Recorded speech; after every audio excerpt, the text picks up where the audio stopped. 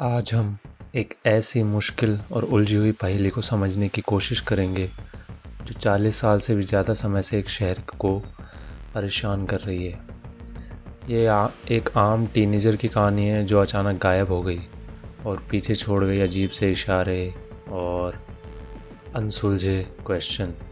यह है Lauren RAM का केस। 1980 में मैनचेस्टर न्यू हैम्पशायर में पैदा हुई और बड़ी हुई लॉरेन एक आम किशोरी की तरह ज़िंदगी जी रही थी। वो पार्क साइड जूनियर हाई में पढ़ती थी। उसके अच्छे नंबर थे और उसके क्लासमेट्स भी उसे काफ़ी पसंद करते थे।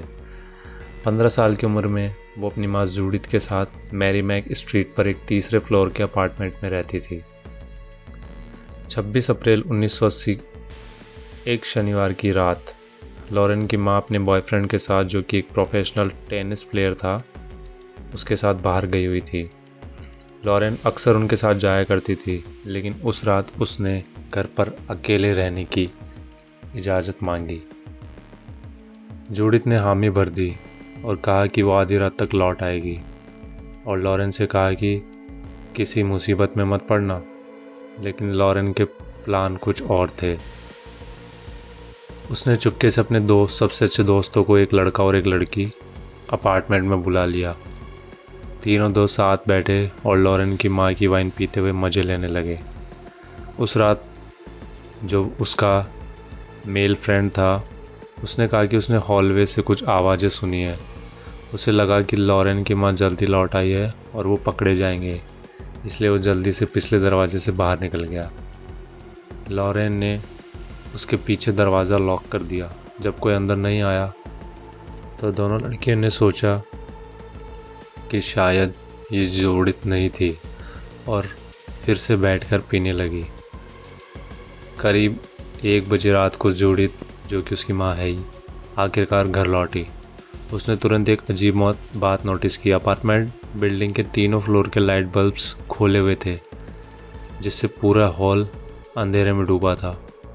और इससे भी अजीब बात यह थी कि अब उसके अपार्टमेंट का फ्रंट डोर पहले से ही खुला हुआ था। अपार्टमेंट में आते ही जूडिथ ने लॉरेन के कमरे में झांका और सोचा कि उसकी बेटी बिस्तर पर सो रही है। थक कर वो अपने कमरे में चली गई और वहाँ वह सो गई। अगली सुबह जूडिथ ने एक डरावनी सच्चाई देखी। बिस्तर पर लॉरेन नहीं, बल्कि उसकी दोस्त सो रही थी, जो नशे में बेहोश हो गई थी। लॉरेन गायब थी। उसके कपड़े, नए स्नीकर्स और पर्स लिविंग रूम में ही रखे थे, और पिछला दरवाज़ा पूरा खुला हुआ था। उसकी दोस्त ने बाद में बताया कि उसने लॉरेन को आखिर बार सोफे पर सोते हुए देखा था। हॉलवे के खोले हुए बल्ब और खुला हुआ पिछला दरवाज़ा याद करते हुए जूडिथ ने तुरंत सबसे बुरा सोचा और पुलिस को कॉल किया। 3 महीने बीत गए और लॉरेन का कोई सुराग नहीं मिला। 1 अक्टूबर को जूडिथ को अपने फ़ोन बिल पर कैलिफोर्निया से 3 कॉल्स के चार्ज दिखे। उसका वहाँ कोई दोस्त या रिश्तेदार नहीं था।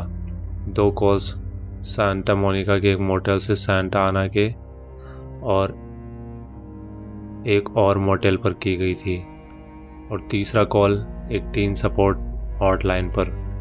जूडिथ को पूरा यकीन था कि ये कॉल्स उसकी बेटी ने ही किए थे। हॉटलाइन चलाने वाले डॉक्टर ने शुरू में जानकारी देने से इनकार कर दिया, लेकिन 1985 में उसने अपनी बात बदल दी। उसने कहा कि 1980 के आसपास न्यू हैम्पशायर से एक भागी हुई लड़की उसकी पत्नी के पास हेल्थ चेकअप के लिए आई थी। उसने ये भी बताया कि एनी स्प्रिंकल नाम की एक औरत उसके पास लॉरेन के गायब होने की जानकारी हो सकती है। डिटेक्टिव्स ने एनी को ढूंढ निकाला, जो पहले एक एक्सप्लिसिट मूवी स्टार थी। उन्होंने उसकी सारी फिल्में चेक की, लेकिन उन्हें लॉरेन से जुड़ा कोई सबूत नहीं मिला। लॉरेन की मां द्वारा हायर किए गए प्राइवेट इन्वेस्टिगेटर को यह भी पता चला कि डॉक्टर जी नाम का एक आदमी उन्हीं कैलिफोर्निया मोटेल्स का इस्तेमाल अंडर एज एक्टर्स के साथ मूवी बनाने के लिए करता था। लेकिन ये सुराग भी किसी नतीजे पर नहीं पहुंचा। आज तक ये साबित नहीं हो पाया कि लॉरेन उन मोटेल्स में थी या उसने वो कॉल्स किए थे। लॉरेन के गायब होने के बाद कई सालों तक जूडिथ को सुबह 3:45 के आसपास अजीब कॉल्स आते थे। कॉलर कुछ बोलता नहीं था, बस सांस लेता था। क्रिसमस के आसपास इन कॉल्स की फ्रीक्वेंसी और बढ़ जाती थी। इस मिस्ट्री कॉलर की पहचान आज भी अनजान है। 5 साल बाद उस रात अपार्टमेंट में मौजूद लड़के दोस्त ने आत्महत्या कर ली। उसे लॉरेन के गायब होने का कभी भी सस्पेक्ट नहीं माना गया था। इस केस का सबसे अजीब पहलू यह है, लॉरेन के गायब होने के सिर्फ 6 हफ्ते बाद डेनिस ऑल्ट नाम की एक लड़की, जो लॉरेन से सिर्फ 2 ब्लॉक दूर रहती थी, वो भी मैनचेस्टर के एक बार से गायब हो गई। उम्र का अंतर होने के बावजूद डेनिस और लॉरेन एक दूसरे से काफ़ी मिलती जुलती थी। क्या ये दोनों केस आपस में जुड़े हुए हैं? लॉरेन रैम 5 फुट 4 इंच लंबी थी, उसके बाल भूरे और आंखें नीली थी। उसके ऊपरी पैर पर एक बड़ा सा निशान भी था। अगर वो जिंदा होती तो उसकी उम्र 50 के आखिरी साल में होती। ये केस आज भी ओपन है और उसके गायब होने के हालात एक रहस्य बने हुए हैं। क्या लॉरेन एक भागी हुई लड़की थी जिसने भागने का प्लान बनाया था, या उसे किडनैप किया गया था? क्या किसी ने उसकी मदद की, या वो किसी अपराध का शिकार हो गई? तो आप इस बारे में क्या सोचते हैं? आप अपने विचार ज़रूर कमेंट बॉक्स में बताइएगा। मिलते हैं नेक्स्ट स्टोरी में। Thank you.